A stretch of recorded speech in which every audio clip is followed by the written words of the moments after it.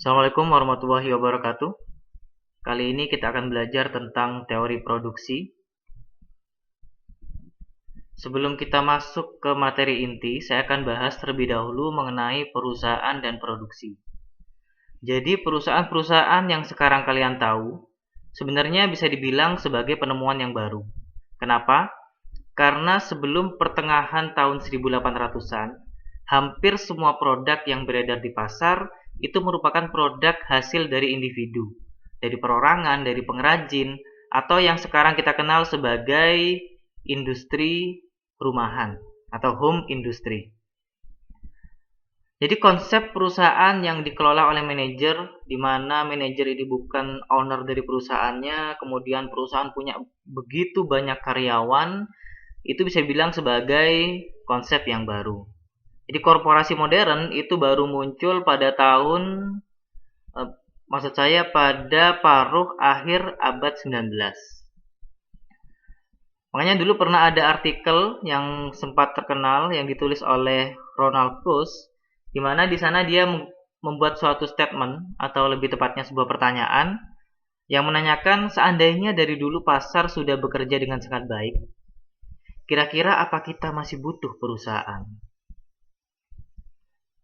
Nah, sekarang kita kembali lagi ke pertanyaan di atas, kenapa perusahaan itu muncul? Kalau kita bicara alasan, ada banyak sekali alasan, karena ada banyak sudut pandang. Tapi dalam teori produksi, kenapa perusahaan itu muncul? Penekanannya adalah bahwa diyakini perusahaan dapat membuat produk atau barang diproduksi dengan lebih efisien. Jadi dalam teori produksi, kita nggak membeda-bedakan mau dia UD, mau dia PT, mau dia CV, mau dia firma, dan lain-lain. Jadi dalam teori produksi, semua perusahaan ini, semua bentuk perusahaan ini dianggap sama, dianggap sebagai unit usaha yang punya tujuan yang sama, yaitu mencapai keuntungan yang maksimum. Tentunya salah satu caranya adalah memaksimumkan produksi dengan keterbatasan anggaran yang ada. Jadi kalau ditanya sebenarnya perusahaan tuh ngapain? Sederhananya perusahaan adalah merubah input menjadi output. Jadi input ini kata lainnya adalah sumber daya atau faktor produksi. Faktor produksi umumnya ada 4, yaitu modal, tenaga kerja, sumber daya alam, dan kemampuan kewirausahaan. Di mana perusahaan berusaha memaksimumkan outputnya. Bagaimana caranya? Jadi ada dua teori yang membahas ini, yaitu teori produksi jangka pendek dan teori produksi jangka panjang. Di mana jangka pendek itu hanya menggunakan satu variabel input, yaitu tenaga kerja, sedangkan jangka panjang hanya menggunakan dua variabel, yaitu modal dan tenaga kerja. Jadi di sini yang perlu saya tekankan bahwa nggak ada waktu khusus atau waktu yang spesifik yang membedakan antara jangka pendek dan jangka panjang. Semuanya by kondisi dan by perusahaan. Oke, selanjutnya kita bahas satu persatu. Kita mulai dari teori produksi jangka pendek. Jadi di jangka pendek ini, kalau kalian baca beberapa buku, ada yang menyebutnya analisis jangka pendek. Jadi pada teori produksi jangka pendek, dia hanya menggunakan satu variabel, yaitu variabel tenaga kerja, di mana faktor produksi yang lainnya itu diasumsikan dia tetap atau tidak mengalami perubahan. Nah, jangka pendek ini merupakan rentang waktu yang membuat perusahaan hanya bisa merubah jumlah tenaga kerja. Jadi contohnya seperti ini. Katakanlah perusahaan dapat orderan dalam jumlah yang banyak dengan rentang waktu yang sangat terbatas. Karena dengan pertimbangan kalau perusahaan membeli modal atau membeli mesin, dia butuh waktu yang lama. Katakanlah rentang waktunya 1 bulan. Kalau dia harus beli mesin, dia bisa mendatangkan mesinnya dalam waktu lebih dari 1 bulan. Otomatis opsi menambah mesin nggak bisa. Oleh karena itu, opsi yang hanya bisa dilakukan oleh perusahaan adalah menambah tenaga kerja untuk menambah kapasitas produksinya guna memenuhi orderan yang sangat banyak tersebut. Nah, pendekatan yang dilakukan dalam teori ini adalah menggunakan marginal produksi dan rata-rata produksi. Tentunya marginal ini sudah kalian kenal ketika kalian mendapatkan materi teori perilaku konsumen. Artinya saya tidak perlu menjelaskan lebih jauh lagi tentang konsep marginal. Dalam teori produksi jangka pendek, ada yang namanya hukum marginal semakin menurun. Kalau di teori perilaku konsumen kemarin, kalian mengenal hukum diminishing marginal utility. Kemudian pada hukum marginal semakin menurun, itu menyatakan bahwa pertambahan output produksi akan semakin berkurang jika perusahaan terus-menerus menambah tenaga kerjanya. Dengan asumsi input yang lain adalah tetap. Jadi modalnya tetap, luas lahan perusahaan tetap, dan lain-lain itu tetap. Hanya tenaga kerjanya yang berubah. Jadi katakanlah perusahaan punya modal, punya mesin, di mana mesin ini harus ada campur tangan manusia. Dia nggak bisa bekerja sendiri. Di sana dia tidak bisa maksimal jika hanya sendiri. Jadi perlu tenaga kerja, perlu karyawan. Jadi katakanlah perusahaan rekrut 2 karyawan, ternyata produksinya kurang begitu maksimal, kemudian dia rekrut lagi 2 karyawan menjadi 4 karyawan, dan produksinya jauh lebih tinggi dibandingkan 2 karyawan yang tadi. Nah, bagaimana ketika direkrut lagi karyawan, semakin banyak karyawannya, maka produktivitasnya akan semakin menurun. Baik dari segi biaya tenaga kerjanya, atau dari segi bagaimana mereka bekerja. Jadi karena faktor yang lain tetap, contohnya luas bangunannya tetap, semakin banyak karyawannya, karyawan akan semakin berdesak-desakan, artinya karyawan semakin tidak leluasa dalam melaksanakan tugasnya. Sehingga itu menurunkan produktivitas mereka. Di sini saya ambil contoh. Di sini ada tenaga kerja 1 sampai 10. Di sini juga ada nilai output totalnya, di mana nilai output totalnya semakin meningkat. Di tenaga kerjanya 1, outputnya 10. Jika karyawannya 2, outputnya 30, dan seterusnya. Nah, dari sini kita cari nilai rata-rata dan nilai marginalnya. Ini ketemu hasilnya, nilai rata-rata dan nilai marginal. Nah, dari sini kita bisa simpulkan bahwa ada 3 tahap. Tahap pertama adalah tahap ketika pertambahan outputnya atau pertambahan produksinya itu sangat signifikan. Jadi 10 naik menjadi 30, naik menjadi 60. Jadi pada tahap ini perusahaan itu dianjurkan untuk menambah karyawannya atau tenaga kerjanya. Kemudian pada tahap kedua, dia tetap bertambah outputnya, cuman tidak sesignifikan yang tahap pertama. Di pertambahannya itu menurun. Biasanya bertambahnya 30, pada tahap kedua pertambahannya menurun jadi 20, kemudian menurun lagi jadi 15, dan seterusnya. Kemudian pada tahap ketiga, jadi setelah dia pertambahannya menurun, dia stagnan, akhirnya dia jadi menurun. Jadi pada tahap ini adalah tahap di mana perusahaan sudah merekrut karyawan melebihi apa yang mereka butuhkan, sehingga akan mengurangi produktivitas. Oke, coba kita buat grafik dari tabel yang tadi. Kita perhatikan di sini bahwa pada output total nilai tertingginya ada pada di tenaga kerja ke-8, yaitu 112. Sedangkan pada rata-rata tertinggi ada di 4, tenaga kerja 4 yaitu 20, marginal ada di tenaga kerja 3 yaitu 30. Oke, kita buat yang dari output dulu, produksi. Titik tertinggi ada di 112, berarti titiknya di sini. Untuk membuat kurvanya atau garisnya, kita butuh beberapa titik. Karena di sini ada 10, kalau saya masukkan semua titik nanti terlalu rame. Jadi untuk memudahkan kalian memahami konsep ini, saya gunakan beberapa titik saja. Oke, kita masukkan titik-titiknya, kemudian kita membuat kurvanya. Jadi kurvanya bentuknya pasti seperti ini. Dia mulai dari titik 0 naik ke atas, kemudian pada titik tertentu dia akan turun ke bawah. Ini sudah maksimum. Jadi ini adalah TP maksimum, total produksi maksimum. Terdapat pada output 112. Kemudian kita lanjut, kita buat marginalnya. Marginal titik tertingginya ada di 30. Berarti dia di sini. Saya buat di grafik yang berbeda. Berarti dia ada di sini. 30. Kalau kalian masukkan semua titiknya, nanti bentuk kurvanya akan seperti ini. Oke. Perhatikan bahwa ketika produksinya maksimum, dia berada pada marginal sama dengan 0. Artinya kalau kalian mau mencari TP max, carilah menggunakan MP sama dengan 0. Kemudian selanjutnya, rata-rata. Rata-ratanya titik tertingginya ada di 20. Saya masukkan ke grafik yang bawah. Dia titiknya di sini. Oke.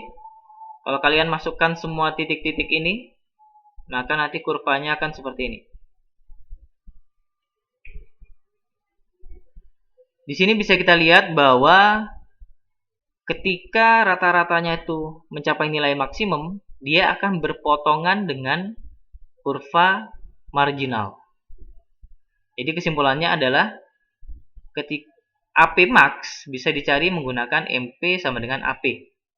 TP max, total produksi maksimum, bisa dicari menggunakan MP sama dengan 0.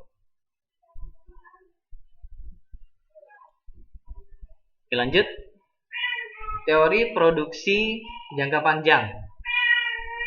Teori produksi jangka panjang itu dia menggunakan dua variabel, yaitu variabel modal dan variabel tenaga kerja. Ya, dengan asumsi bahwa faktor produksi yang lainnya diasumsikan tetap atau tidak mengalami perubahan. Jadi kenapa dia dikatakan jangka panjang? Karena rentang waktunya memberikan kesempatan yang cukup untuk perusahaan merubah dua variabel ini. Jadi katakanlah ada orderan, dia bisa dengan ada orderan di mana perusahaan itu tidak bisa memenuhi permintaannya. Jadi ada rentang waktu di mana perusahaan bisa menambah tenaga kerja dan menambah modal untuk memenuhi permintaan pasar. Jadi ada dua pendekatan yang dilakukan pada teori produksi jangka panjang, yaitu pendekatan menggunakan kurva produksi sama atau isoquant dan garis biaya sama atau iso-cost. Kalau kalian masih ingat bahwa dua pendekatan ini mirip dengan pendekatan yang ada di teori perilaku konsumen. Jadi kalau di teori perilaku konsumen ada kurva indifferent dan budget line. Jadi itu mirip dengan itu. Kita bahas satu-satu. Yang pertama adalah kurva produksi sama atau isoquant. Isoquant ini adalah kurva yang menunjukkan seluruh kombinasi input yang menghasilkan output yang sama. Oke, jadi sini ada contoh. Di sini ada, nih seandainya inputnya 1, modalnya 1, tenaga kerjanya 1 akan menghasilkan output sebesar 20. Kalau modalnya 3, terus tenaga kerjanya 4 akan menghasilkan output sebesar 100. Kemudian dari sini, dari tabel ini kita buat grafiknya, kita buat kurvanya. Untuk mempermudah pemahaman, saya akan buat kurvanya hanya pada output yang saya warnai, yaitu warna merah, warna hijau, dan warna biru. Oke, jadi kalau tabel ini kita buat grafik, jadinya seperti ini, warna merah, warna hijau, dan warna biru. Ini titik-titiknya. Kemudian titik ini kita hubungkan, jadilah dia kurva isoquant. Ini isoquant 1 dengan nilai output 55. Selanjutnya isoquant 2 dan isoquant 3 dengan nilai output 90. Di sini bisa kita perhatikan bahwa kurva yang letaknya paling atas dia memiliki nilai output yang paling tinggi dibandingkan kurva yang letaknya di bawahnya.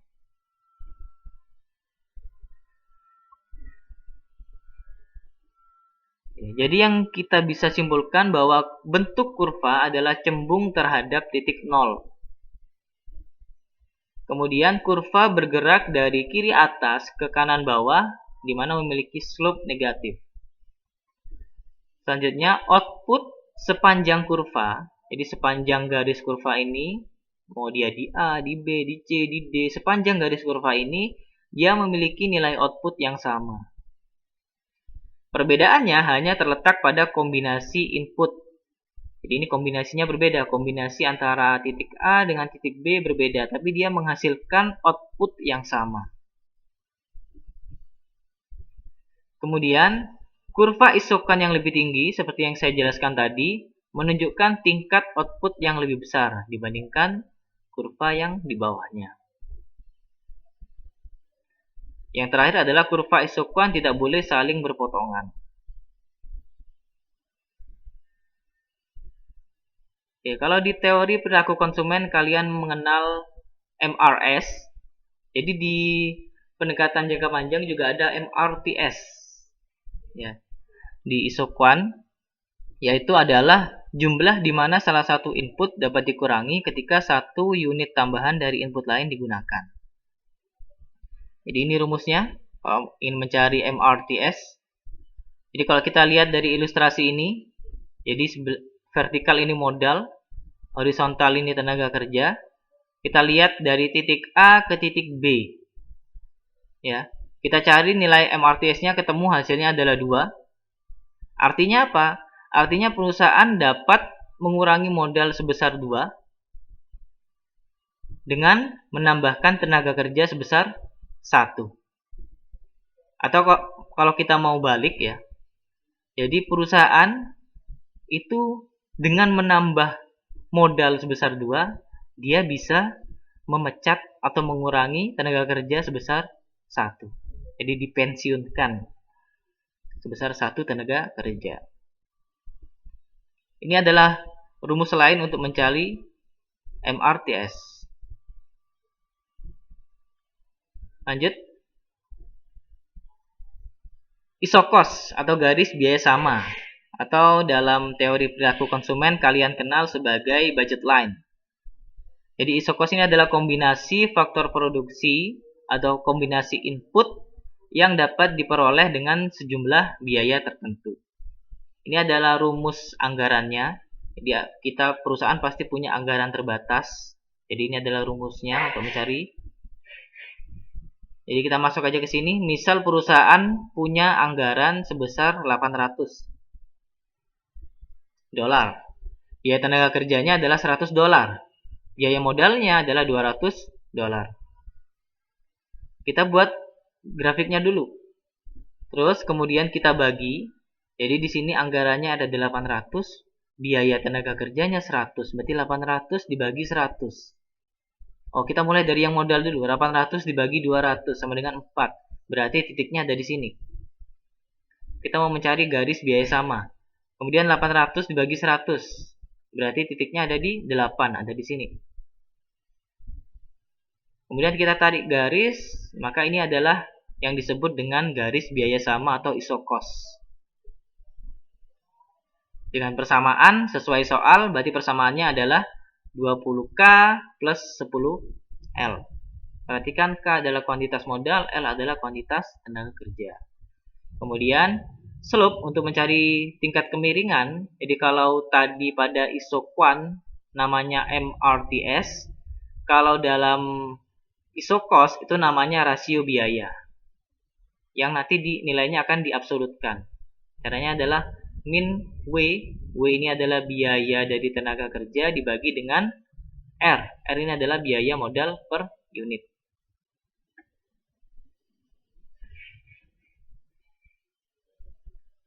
Jadi bagaimana kalau ada perubahan input dan ada perubahan modal? Misalnya inputnya berubah. Dari semula biaya tenaga kerjanya 100 turun menjadi 50. Berarti apa yang bergeser? Dia bergeser atau bergerak garisnya. Kita lihat ketika biaya tenaga kerjanya turun menjadi 50, dia akan bergerak ke kanan. Kok bisa? Karena 800 dibagi 50 sama dengan 16. Jadi pada garis vertikal dia akan berpindah ke 16. Jadi ketika biaya tenaga kerjanya naik menjadi 200, berarti 800 dibagi 200 sama dengan 4.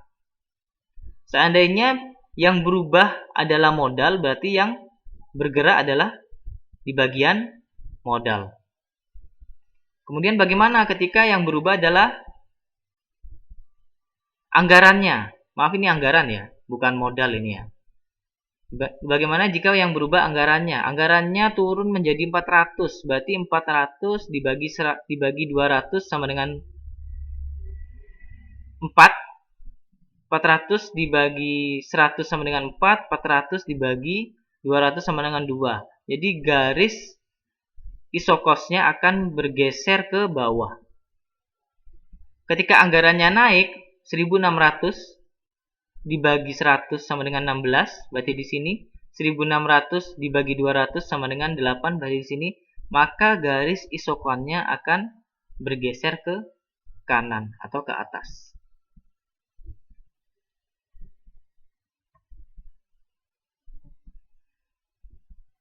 Kalau kita mau cari produksi yang maksimum, ada dua asumsi yang harus terpenuhi. Jadi dari berbagai alternatif, dua asumsi ini harus terpenuhi.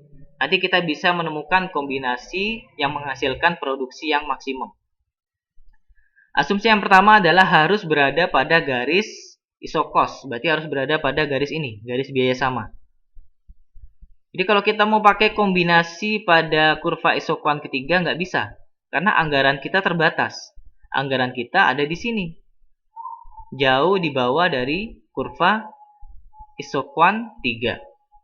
Kalau kita mau ngambil kombinasi di titik A, bisa aja. Cuman permasalahannya nanti produksinya tidak maksimum.